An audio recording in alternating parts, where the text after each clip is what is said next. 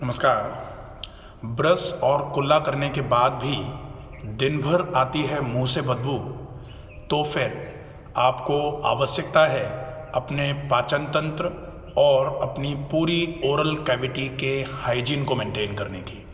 नमस्कार, मैं डॉक्टर रमाकांत शर्मा, योग, प्राकृतिक चिकित्सा, प्राकृतिक जीवन शैली एवं आहार चिकित्सा विशेषज्ञ। आज हम बात करेंगे कि जो मुंह से दुर्गंध आती है लगातार, वो क्यों आती है, उसकी वजह क्या होती है, उसकी वजह से आपको क्या क्या नुकसान हो सकते हैं और उसको सामान्यतः घर पर रहते ही घरेलू नुस्खों से किस तरीके से परमानेंटली ख़त्म किया जा सकता है। तो आइए हम सीधे चलते हैं कि किस तरीके से मुंह की दुर्गंध को ख़त्म किया जाए। सबसे पहले हम जानें कि मुंह में दुर्गंध आने का सबसे बड़ा कारण क्या है। कारण होता है ओरल इनहाइजीन। ओरल इनहाइजीन मतलब आपके मसूड़ों और दांतों के बीच में जो भी फूड पार्टिकल्स आपने जो खाया है वो थोड़े बहुत भी फंसे रहते हैं अगर, तो वो वहाँ फंसे फंसे सड़ते रहते हैं और उनके सड़ने की वजह से ओरल हाइजीन जो है ना वो बिगड़ जाता है, जिसकी वजह से एक कारण बनता है कि आपके मुंह में से दुर्गंध आना चालू हो जाए। दूसरा होता है जिसको बोलते हैं पायरिया।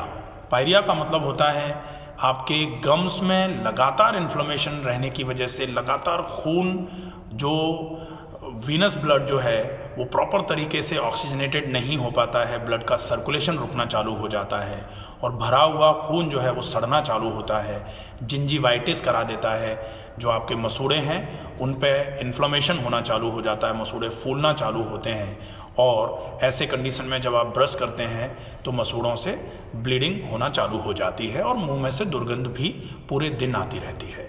कभी कभी तो ऐसा होता है जब ये बहुत ज़्यादा क्रिटिकल कंडीशन में होता है तो मवाद निकलना चालू हो जाता है, पस निकलना चालू हो जाता है गम्स में से, सारे के सारे दांत हिल कर के गिरना चालू हो जाते हैं, बहुत ही भयावह स्थिति हो जाती है। फिर देखते हैं कि आपका जब ये मुंह में से दुर्गंध आने की प्रॉब्लम आपको होती है तो आपका गला भी लगातार धीरे धीरे करके ख़राब रहना चालू हो जाता है, थ्रोट भी इनहाइजीन की कंडीशन में जाना चालू हो जाता है, बोलने में आपको समस्या आती है, आपकी आवाज़ जो है ना वो धीरे धीरे करके ख़राब होना चालू हो जाती है। वो भी एक कंसिक्वेंसेस इसी का होता है। अगर पेट आपका लंबे समय तक ख़राब रहे, पेट आपका साफ नहीं हो रहा हो, बहुत ज़्यादा कब्ज रह रही हो, गैस बहुत ज़्यादा बनती हो, एसिडिटी की ट्रबल आपको बहुत ज़्यादा रहती हो, GERD जिसको बोला जाता है गैस्ट्रिक रिफ्लक्स अगर आपका हो रहा है, कंटेंट जो हैं वो आमाशय के कंटेंट आहार नाल से होते हुए उछल करके मुंह की तरफ खट्टा खट्टा पानी अगर मुंह की तरफ आ रहा हो, उसकी वजह से भी आपके मुंह में से दुर्गंध आना चालू हो जाती है। इंटेस्टिनल इनहाइजीन भी अगर बिगड़ता है, इंटेस्टिनल इनहाइजीन का मतलब है कि जो खाना एब्जॉर्ब होकर के खून में पहुंच जाना चाहिए पोषक तत्व खाने के, और बेकार का खाना आंत से होते हुए पूरा बाहर निकल जाना चाहिए, अगर उसमें भी कहीं कोई रुकावट आती है तो भी आपके मुख में से दुर्गंध आना चालू हो जाती है। अब हम देखते हैं कि ये मुंह में से दुर्गंध आ रही है, ये तो केवल एक सिम्टम है, इसकी वजह से और क्या क्या प्रॉब्लम हो सकती है। तो अगर आपको एसिडिटी हुई है, एसिडिटी का मतलब अगर आपके शरीर में पित्त बढ़ा है तो पित्त 5 प्रकार का होता है।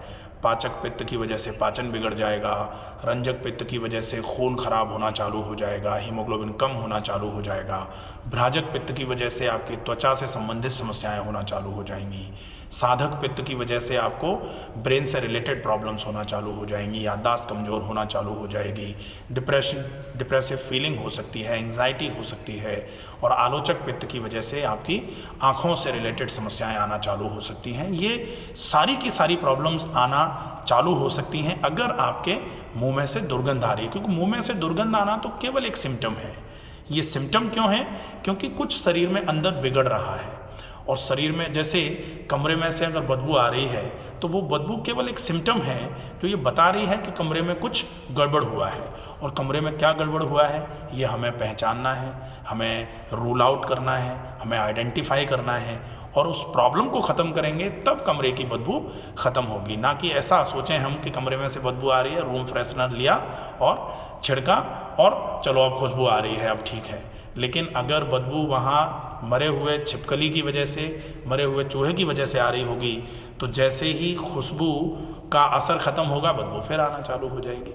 तो परमानेंट कॉज जो है उस समस्या का, उस लक्षण का, तो उस परमानेंट कॉज को ख़त्म करने से वो लक्षण हमेशा के लिए ख़त्म हो पाएगा।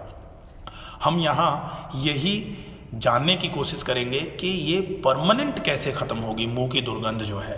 उसके लिए बहुत आसान से 3 ऐसे नुस्खे जो अगर आप अच्छे तरीके से फॉलो करते हैं तो ज़्यादा से ज़्यादा 7 दिन के बाद आपके मुंह की दुर्गंध बिल्कुल ख़त्म हो जाएगी।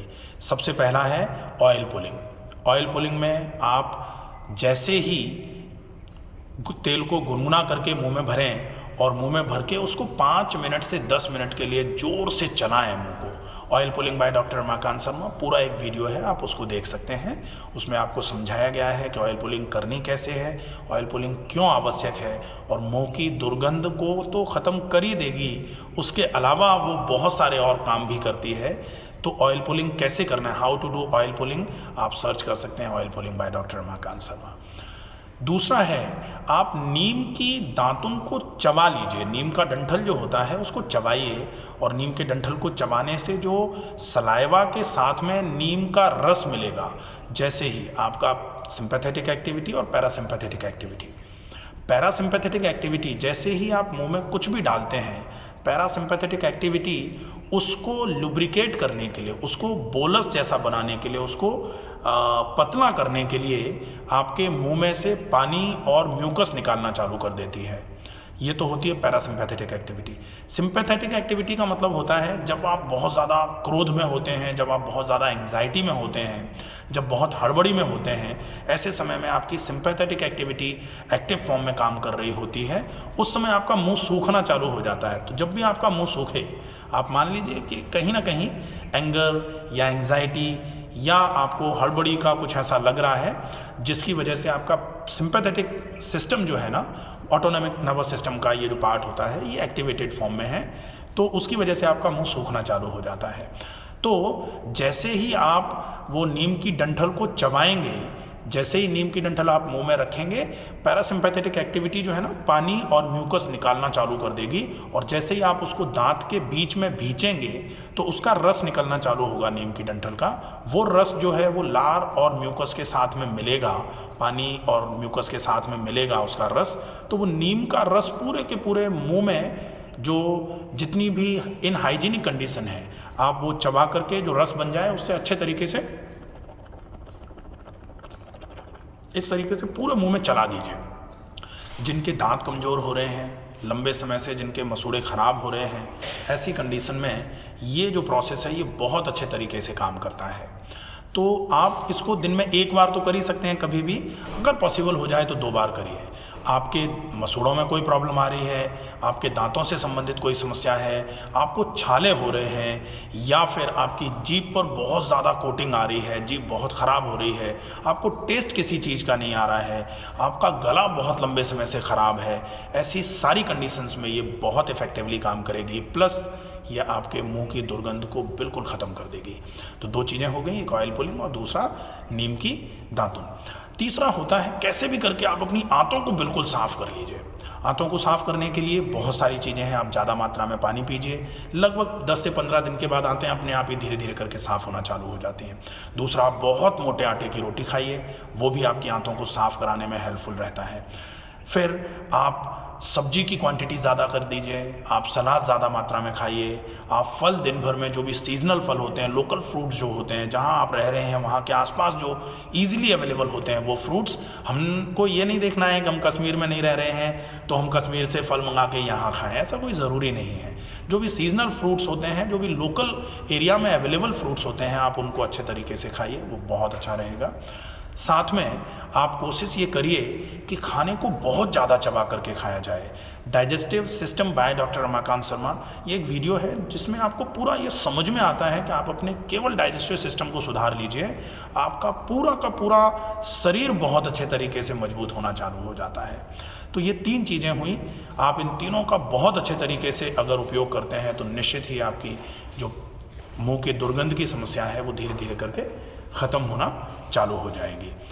अगर आपको ये वीडियो पसंद आए तो आप ज़्यादा से ज़्यादा लोगों तक इसको पहुंचाइए, ज़्यादा से ज़्यादा शेयर करिए, और अगर आपको कोई चीज़ ऐसी समझ में नहीं आई हो तो आप कमेंट बॉक्स में लिख करके अपने प्रश्न को पूछ सकते हैं। आपकी समस्याओं का समाधान किया जाएगा। स्वस्थ रहिए, सुरक्षित रहिए।